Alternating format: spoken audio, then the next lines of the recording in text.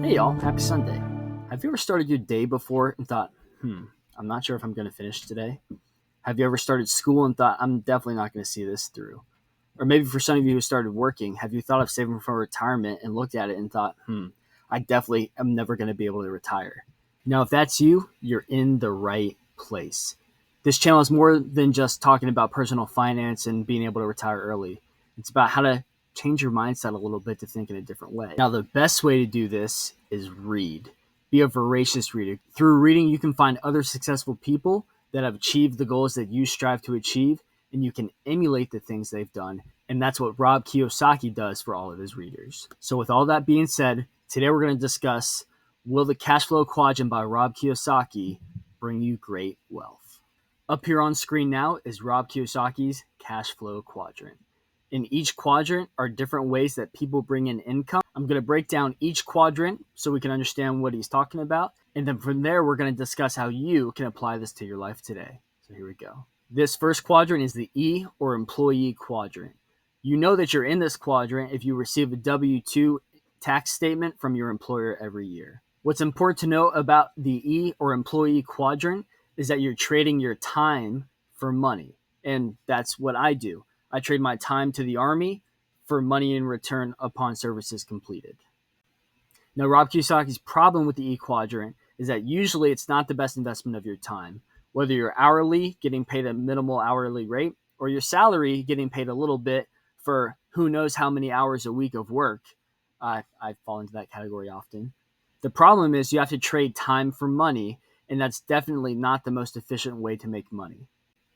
The next quadrant is the S quadrant, also known as the self-employed or small business quadrant.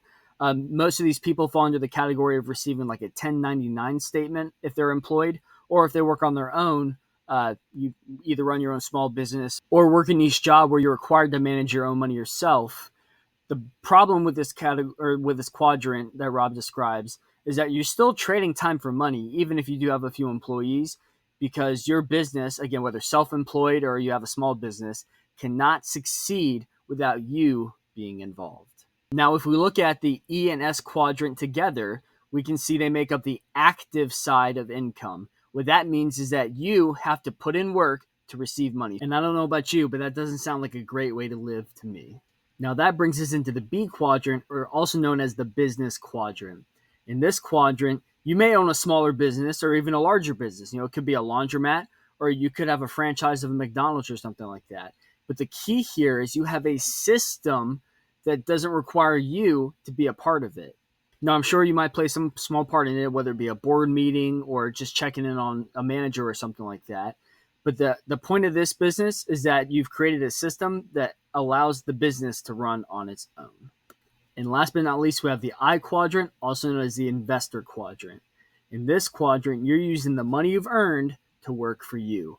Now, in my life, that's using my money to buy dividend stocks that pay me monthly dividends and, of course, reinvest in them.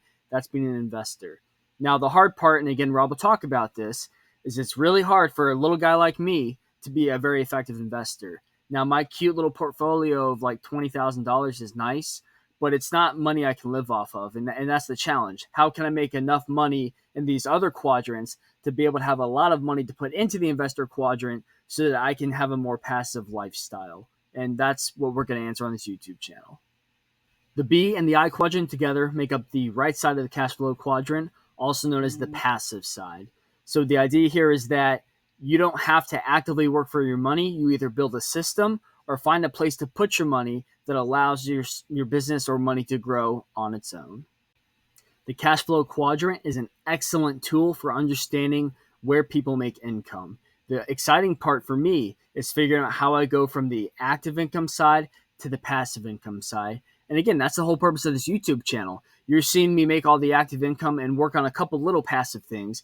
The goal over the next 2, 3, 5, 10 years is to show you on this channel how I go from being on the left side of the quadrant, moving over to the right side of the quadrant. So I hope you enjoy the journey. I love each and every one of you, and I'll see y'all in the next video.